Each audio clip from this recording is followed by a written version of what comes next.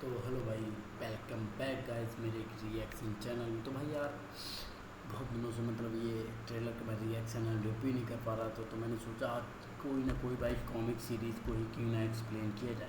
तो भाई आज मैं लेके आया हूँ मार्वल ज़ॉम्बीज़, जो भाई यार very one of the best एक कॉमिक सीरीज़ है भाई। ये मैं लिस्ट में रखूँगा तो भाई ये समझो कि ये मेरी सेकेंड फर्स्ट होगी भाई। ये सीरीज ऐसी है कि आप जब इसे देखना शुरू करते हो, भले थोड़ी सी लंबी है बट आप इसके एक भी एपिसोड मिस नहीं करोगे, आई गारंटेड इट। तो इसको भाई कवर किया है कॉमिक वर्स, जो कि हिंदी में है। तो लेट्स स्टार्ट, देखते हैं भाई कैसा है क्या। एंड भाई आपका माइंड ब्लो हो जाएगा ये देखते हुए। And let's start it, okay bro. So और इस वीडियो को शुरू करने से पहले मैं आप सभी को बता देना चाहता हूँ कि इस ओके,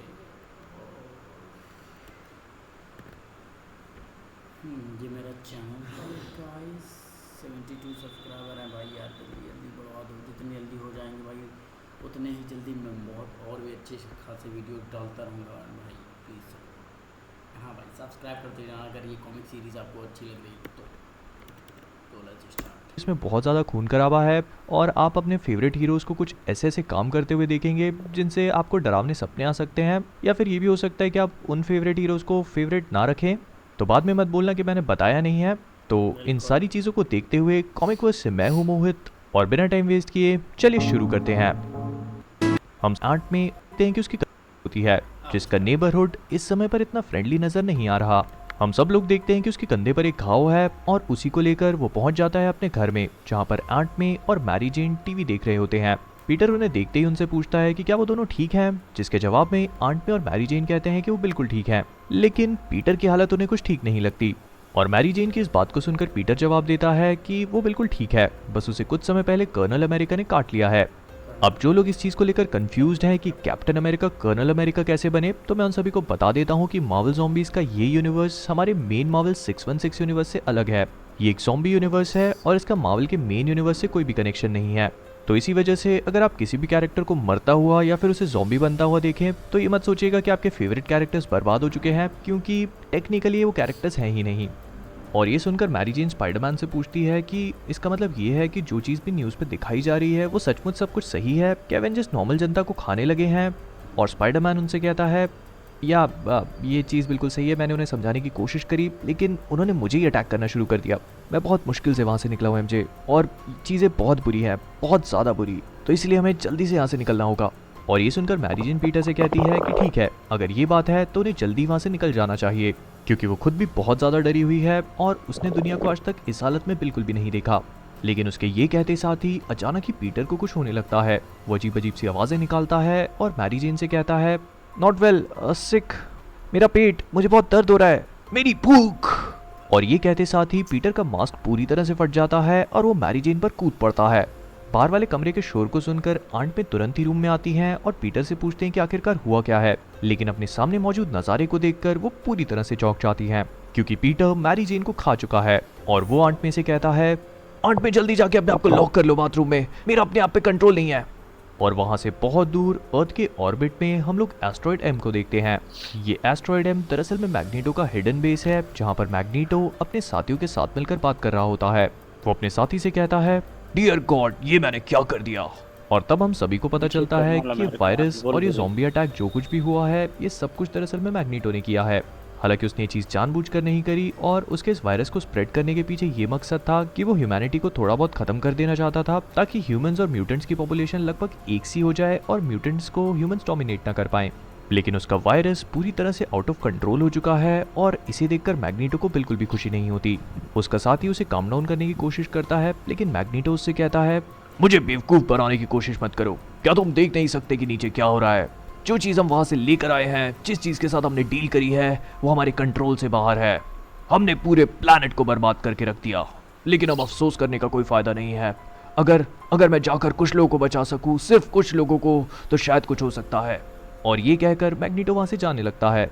उसका साथी उससे पूछता है कि आखिर मैग्नीटो जा कहाँ पे रहा है, और मैग्नीटो उसे जवाब देता है कि वो अर्थ पे जा रहा है और उन्हें उस स्पेस स्टेशन को प्रोटेक्ट करना होगा, क्योंकि हो सकता है कि ये ह्यूमैनिटी का लास्ट होप हो।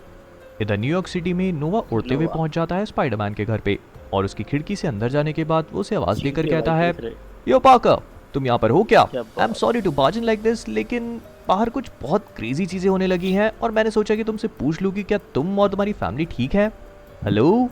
लेकिन अंदर मौजूद नज़ारे को देखकर नोवा के होश उड़ जाते हैं, क्योंकि पीटर अपने आंट में और मैरी जेन को पूरी तरह से मार के उन्हें खाने लगता है। भाई और साहब, नोवा ये को काफी देखकर वो उससे कहता disturbing है, तुम इस बात को नहीं समझ सकते, ये यहाँ पर तुम्हारे लिए काफी नहीं है, तुम्हारे लिए काफी नहीं है, मैं शेयर नहीं कर सकता, मुझे भूख को मिटाना होगा, इसलिए मुझे सब कुछ चाहिए। और ये देखकर नोवा बहुत हैरान होता है, लेकिन पीटर उसकी तरफ एकदम स्नैप करते हुए कहता है, मेरी तरफ मत देखो। और अगले ही पल वो नोवा पर कूदता है और उसे अटैक करने लगता है। नोवा पीटर से पूछने की कोशिश करता है कि आखिरकार पीटर के साथ ये सब कुछ हुआ कैसे, लेकिन पीटर पूरी तरह से अपने आपे को खो चुका था और वो किसी भी कीमत पर बस नोवा को खाना चाहता है। लेकिन तभी अचानक स्पाइडरमैन के पीछे एक डंडा लगता है और हम सब लोग देखते हैं कि डेयरडेविल वहां पर आ पहुंचा है, जो नोवा से कहता है, ये तुम्हारा वो दोस्त नहीं है जिसे तुम एक समय पर जानते थे, मेरी मदद करो इसे जान से मारने में। लेकिन नोवा स्पाइडरमैन को मारने से पूरी तरह से इनकार कर देता है और इसी मौके का फायदा उठाकर स्पाइडरमैन काट लेता है डेयरडेविल को भी। और वहां से थोड़ी ही दूर कर्नल अमेरिका बाकी के एवेंजर्स के साथ मिलकर पूरी तरह से ज़ॉम्बी बन चुके हैं। और इतना ही नहीं, वो कई सारे सिटीजन्स को भी ऑलरेडी खा चुके हैं। और अपनी भूख मिटाने के बाद वो अपने सारे के सारे साथियों से कहते हैं, एक मिनट रुको, आसपास देख तो लो, हमने क्या किया, ये सब कुछ, द पेन, द हंगर, ये सारी चीजें अभी जा चुकी हैं, हमें करने की जरूरत नहीं है, हम ठीक हो सकते हैं, हम एवेंजर्स हैं, हमें इससे लड़ना होगा, हमें रुकना होगा इससे पहले कि बहुत ज्यादा डैमेज हो जाए। तो आओ मेरे साथ, जल्दी से एवेंजर्स मैंशन वापस चलते हैं, हमें रीग्रुप करना चाहिए। और ये कहने के बाद कर्नल अमेरिका अपने साथियों को लेकर वहां से निकल जाते हैं। लेकिन वहां से थोड़ी ही दूर एक्समैन के एक्सेवियर मैंशन में हालात और भी बुरे थे, क्योंकि कई सारे ज़ॉम्बी विलन्स वहां के एक्समैन पर अटैक करना शुरू कर चुके हैं और उनका सामना कर रहे हैं स्टॉर्म, वुल्वरीन, कोलोसस, साइक्लॉप्स और बाकी के बचे हुए म्यूटेंट्स, जिन्हें इस बारे में पता तक नहीं है कि आखिरकार चल क्या रहा है। स्टॉर्म अपने साथियों से कहती है कि उसे इस बात पर यकीन नहीं आता कि इन सारे ज़ॉम्बीज ने मिलकर प्रोफेसर एक्सेवियर को खा लिया। लेकिन साइक्लॉप्स उससे कहता है कि उनके पास इन सारी चीज़ों के लिए वक्त नहीं है, क्योंकि उन्हें पता नहीं है कि इन लोगों को रोका कैसे जाए और आखिरकार ये चीज़ें हैं क्या, क्योंकि वो जो कुछ भी करते हैं उनके सारे अटैक्स पूरी तरह से फेल हो जाते हैं और ये सारे के सारे ज़ॉम्बीज उनकी तरफ लगातार बढ़ने लगे हैं। लेकिन तभी अचानक वहाँ पर जितने भी ज़ॉम्बीज होते हैं उन पर कुछ अटैक होता है और उनके सारे के सारे सिर फूट जाते हैं और वो एक्समैन देखते हैं कि मैग्नीटो वहाँ पर आ पहुँचा है, जो उनसे कहता है कि अब मर्सी दिखाने का समय नहीं है और अगर वो लोग जिंदा बचना चाहते हैं तो उन्हें कुछ जाने तो लेनी ही होंगी, क्योंकि अब जो आने वाला है वो उसे बिना मारे नहीं रोक सकते। और वुल्वरीन उससे पूछता है कि इसका मतलब ये है कि और भी ऐसे क्रीचर्स जिंदा हैं, जिसके जवाब में मैग्नीटो उससे कहता है कि वो लोग इस बात का अंदाजा भी नहीं लगा सकते कि कितने सारे क्रीचर्स इस प्लैनेट पे मौजूद हैं। और वहां से थोड़ी ही दूर एंटमैन और ब्लैक पैंथर उन ज़ॉम्बीज से बच के भाग रहे हैं और एंटमैन ब्लैक पैंथर से कहता है कि क्या उसने देखा कि कर्नल अमेरिका ने कितनी आसानी से उस औरत को खा लिया, वो उसे एक झटके में बिना कुछ सोचे खा गया। और ब्लैक पैंथर उससे कहता है कि वो होप करता है कि ये इन्फेक्शन वकांडा तक ना पहुंचा हो, क्योंकि वो जानता है कि उसके साइंटिस्ट किसी न किसी तरह से इस वायरस का क्योर जरूर ढूंढ निकालेंगे। लेकिन तभी अचानक वो नोटिस करता है कि हैंक पिम को भी किसी ने काट लिया है और एंटमैन को यही चीज बोलने पर हैंक पिम उससे कहता है कि तचाला को ये चीज नोटिस नहीं करनी चाहिए थी, क्योंकि उसके लिए ये बिल्कुल ठीक नहीं है। और ये कहते साथ ही एंटमैन अचानक ही बड़ा हो जाता है और तचाला को बेहोश कर देता है। वो तचाला से कहता है कि वो जानता है कि ये इन्फेक्शन इंसान के साथ क्या करता है और ऐसी हालत में वो बिना खाने के नहीं रह सकता, और क्योंकि इतने सारे ज़ॉम्बीज हो चुके हैं तो बहुत ही जल्दी उनका फूड सप्लाई खत्म हो जाएगा, तो इसीलिए वो तचाला को बचा के रखना चाहता है ताकि तचाला उसके स्नैक की तरह काम करे। और ये कहने के बाद वो तचाला को घसीटता हुआ वहां से दूर ले जाता है। इधर नोवा और एक्समैन मिलकर जितने भी ज़ॉम्बी सुपर हीरोज होते हैं उनका सामना करने लगते हैं। लेकिन वहां से थोड़ी ही दूर फैंटास्टिक फोर की अलग फाइट चल रही है। उनके दोनों बेटे फ्रैंकलिन और वलेरिया अब इस दुनिया में नहीं रहे और इस चीज के लिए जिम्मेदार है उनके सामने खड़ी हुई शी हल्क, जिसे द थिंग ने पकड़ रखा है और रीड के कहने पर सू उसके सिर को ब्लास्ट कर देती है। फ्रैंकलिन और वलेरिया की मौत के बाद फैंटास्टिक फोर पूरी तरह से सदमे में रहते हैं। लेकिन तभी अचानक उनके पास निक फ्यूरी का कॉल आता है और मिस्टर फैंटास्टिक उसे रिसीव करते हैं। इधर थॉर, जो अभी तक इन्फेक्ट नहीं हुआ था, वो जितने भी ज़ॉम्बी सुपर हीरोज हैं और सुपर विलन्स हैं उनका सामना करके उन्हें काफी करारा जवाब दे रहा है। और तभी उसकी मदद के लिए पहुंच जाता है नोवा भी, और वो दोनों वहां पर मौजूद ज़ॉम्बीज का सामना कर ही रहे होते हैं कि तभी वहां पर फैंटास्टिक फोर भी आ पहुंचते हैं, जो थॉर और नोवा से कहते हैं कि उनके पास निक फ्यूरी का एक मैसेज है और अगर वो लोग बचना चाहते हैं तो उन्हें जल्दी से फैंटास्टिक फोर को फॉलो करना होगा। और इस तरह से वो सब लोग पहुंच जाते हैं शील्ड के हेलिकैरियर पे, जहां पर निक फ्यूरी और भी कई सारे सुपर हीरोज को इकट्ठा कर चुके हैं और उन्हें समझाने की कोशिश कर रहे हैं। वो उन सारे सुपर हीरोज को बताते हैं कि इस अटैक का जो एपिसेंटर है, यानी कि अटैक जहाँ से शुरू हुआ है वो न्यूयॉर्क का सेंटर पॉइंट है। और उन्हें नहीं पता कि सब कुछ कैसे हुआ, लेकिन उनके हिसाब से आया है एक अलग डायमेंशन से, जिसे रोकने के लिए एवेंजर्स वहां तक पहुंचे, लेकिन वो भी एक ही झटके में इन्फेक्ट हो गए और कुछ ही घंटों में ये पूरे के पूरे प्लैनेट पे स्प्रेड हो चुका है। और निक फ्यूरी ने उन सभी को वहां पर इसीलिए इकट्ठा किया है ताकि वो सभी लोग मिलकर इस चीज का क्योर ढूंढ सके। और ये सुनकर नोवा उन सबसे कहता है कि वो लोग इस बात को समझ नहीं सकते कि वो सब लोग एक हारी हुई बैटल को लड़ने की कोशिश कर रहे हैं, क्योंकि इस रूम में जितने भी सुपर हीरोज मौजूद हैं वो बाहर के ज़ॉम्बीज के मुकाबले बहुत ज्यादा कम है। लेकिन निक फ्यूरी उससे कहता है कि उसके पास दो ही ऑप्शन है, या तो वो लोग इस चीज का क्योर ढूंढकर उससे फाइट करें या फिर पूरी तरह से गिव अप कर दें। और जो भी गिव अप करना चाहता है तो वो इस कमरे को छोड़कर जा सकता है। लेकिन निक फ्यूरी की इस बात को सुनकर कोई भी उस कमरे को छोड़कर नहीं जाता। और वहां से थोड़ी ही दूर एवेंजर्स मैंशन में एंटमैन अब पूरी तरह से ज़ॉम्बी बन चुका है और वो पहुंचकर देखता है कि सारे के सारे एवेंजर्स जार्विस को खा चुके हैं। और इस खौफनाक नज़ारे को देखकर हैंक उन सबसे कहता है कि वो लोग ये क्या कर रहे हैं, क्या वो इस चीज़ को एक्सेप्ट कर चुके हैं या फिर वो इससे लड़ने की कोशिश करेंगे। लेकिन हॉकाई उससे कहता है कि वो लोग ऐसा नहीं कर सकते। जब से वो इस वायरस से इन्फेक्ट हुआ है उसने करीब 12-15 लोगों को खा लिया है और उसे नहीं लगता कि ऐसा करने के बाद वो अपने आप को रिडीम कर सकता है। तो अगर हैंक को नहीं चाहिए तो जार्विस का बचा हुआ मीट भी वो खुद खा लेगा। लेकिन हैंक पिम कहता है नहीं नहीं, इसकी बिल्कुल ज़रूरत नहीं है, मैं खाऊंगा। इधर फैंटास्टिक फोर की बैक्स्टर बिल्डिंग में रीड रिचर्ड्स इस प्रोजेक्ट पे काम कर रहा होता है। वो एक ज़ॉम्बी को लेकर उसे एग्जामिन करने लगता है। तभी वहाँ पर सू स्टॉर्म आती है और उससे पूछती है कि आखिरकार रीड अकेला काम क्यों कर रहा है, जिसके जवाब में रीड उससे कहता है टोनी और निक फ्यूरी अलग तरीके से काम कर रहे हैं और फिलहाल मैं अलग तरीके से काम करना चाहता हूँ। मैंने इन्हें काफ़ी अच्छे से एग्जामिन किया है और सू मुझे ये चीज़ कहनी होगी कि ये लाइफ फॉर्म बहुत अमेजिंग है, रिमार्केबल है, मतलब इतने ज़्यादा एफिशिएंट, ये हमसे ज़्यादा बेहतर हैं। सू से कहते हैं कि रीड पूरी तरह से पागल हो चुका है और शायद वो भूल चुका है कि इन्हीं क्रीचर्स ने उनके बच्चों की जान ली है। तो इसी वजह से रीड को उन क्रीचर्स को एडमायर करना बंद करके उन्हें खत्म करने का तरीका ढूंढना चाहिए। लेकिन रीड उससे कहता है मैं तुम्हें बता नहीं सकता सू, ये कितने ज़्यादा फैसिनेटिंग है। ये मुझे ऐसा लगता है कि ये हमारे ऊपर, हमारे ह्यूमन बीइंग के ऊपर एक इम्प्रूवमेंट है। और इम्प्रूवमेंट शब्द को सुनकर सू पूरी तरह से हैरान होती है। वो उससे कहती है कि रीड पागल हो चुका है और वो वहाँ से जाने लगती है। और इधर हेली कैरियर में टोनी स्टार्क अपने अलग प्रोजेक्ट पे लगा हुआ है। निक फ्यूरी उससे आकर पूछता है कि टोनी का काम कैसा चल रहा है, जिसके जवाब में टोनी उससे कहता है कि जिस दुनिया को वो लोग जानते थे अब वो उनके हाथ से निकल चुकी है और अगर वो इस वायरस को रोक भी देते हैं तो भी वो इस दुनिया को पहले जैसे शेप में वापस नहीं ला सकते। तो इसी वजह से टोनी ने एक नया ऑप्शन निकाला है और वो है वहाँ से निकलने का ऑप्शन। वो जानता है कि वायरस एक दूसरी दुनिया से आया है और उससे बचने का तरीका भी यही है कि वो लोग वहाँ से एक दूसरी दुनिया में चले जाएं और इसीलिए वो एक ऐसे टेलीपोर्टेशन डिवाइस को बना रहा है जो जितने भी नॉर्मल इंडिविजुअल्स इस दुनिया में बचे हैं उन्हें वहाँ से लेकर एक दूसरी दुनिया में पहुँचा दे। और अगर सब कुछ सही चलता रहा और वो लोग कल सुबह तक जिंदा बच पाए तो ये मशीन कल सुबह तक कंप्लीट हो जाएगी। और वहाँ से थोड़ी ही दूर ज़ॉम्बीज और सुपर हीरोज के बीच में एक बहुत ही घमासान फाइट चल रही होती है, जिसमें बचे हुए सुपर हीरोज जैसे कि वोल्वरीन, स्कारलेट विच, थॉर और मैग्नीटो जैसे सुपर हीरोज उन सारे ज़ॉम्बीज का सामना करने की कोशिश कर रहे हैं। लेकिन काफी देर तक लड़ने के बाद नोवा और वोल्वरीन को वो ज़ॉम्बीज अपना शिकार बना लेते हैं और ये देखकर मैग्नीटो अपने बचे हुए साथियों से कहता है कि उन्हें वहां से निकलना होगा। और इधर हेली कैरियर में रीड रिचर्ड्स की लैब में वो अपने साथी फैंटास्टिक फोर को बुलाता है और उन्हें सिचुएशन को एक्सप्लेन करने की कोशिश करने लगता है। वो उनसे कहता है कि जो कुछ भी चल रहा है ये उसके हिसाब से दरअसल में एक इन्फेक्शन नहीं बल्कि ह्यूमन काइंड का एवोल्यूशन है। और ये सुनकर सू पूरी तरह से हैरान हो जाती है और उससे कहती है कि आखिरकार रीड ऐसा कैसे सोच सकता है। लेकिन रीड उससे कहता है कि उसे ऐसा सोचने की जरूरत नहीं है, उसकी फाइंडिंग्स और उसकी रिसर्च इस चीज को सिग्निफाई कर रही हैं। और रीड की इस बात को सुनकर उसके साथी पूरी तरह से हैरान होने लगते हैं और उससे पूछते हैं कि इसका मतलब ये है कि वो लोग गिव अप कर दें और अपने आप को इन्फेक्ट होने दें। लेकिन रीड उनसे कहता है कि ऐसा बिल्कुल भी नहीं है।